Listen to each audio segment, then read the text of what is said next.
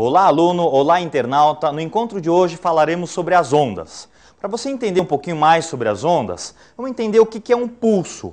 O pulso é uma perturbação que se propaga numa determinada região. Então imagine que você tem um meio e nesse meio você vai criar uma perturbação que vai se propagar ao longo desse meio.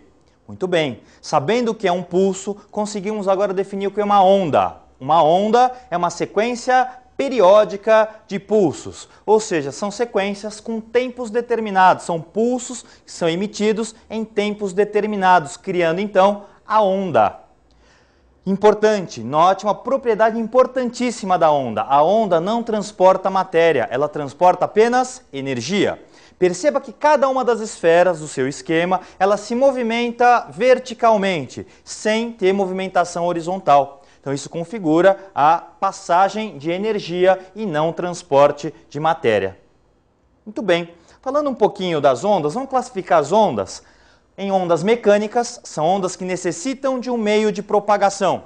Lembrando que as ondas se propagam com maior velocidade no meio sólido, depois no meio líquido e depois no meio gasoso, para as ondas chamadas ondas mecânicas.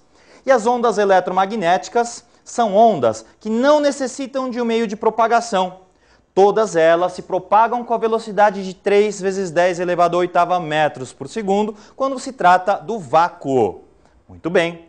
Falando também da classificação, perceba aí essas ondas eletromagnéticas, eu tenho ali uma sequência de frequências. E eu tenho ali a frequência das cores, não é? Do espectro visível. Lembrando que as cores, começamos ali com o vermelho, alaranjado, amarelo, verde, azul, anil e violeta. São as cores que chamamos aí cores do espectro visível.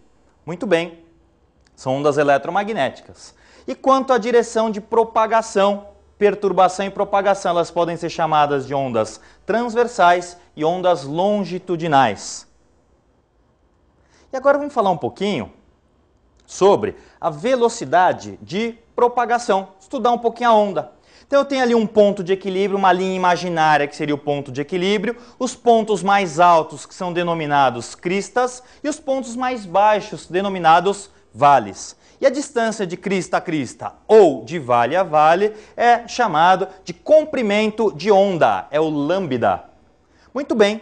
A distância do ponto, não é, do ponto mais alto até o ponto de equilíbrio, ou do ponto de equilíbrio ao ponto mais baixo, é chamado de amplitude da onda. E a distância entre as cristas, ou os vales, chamados de comprimento de onda.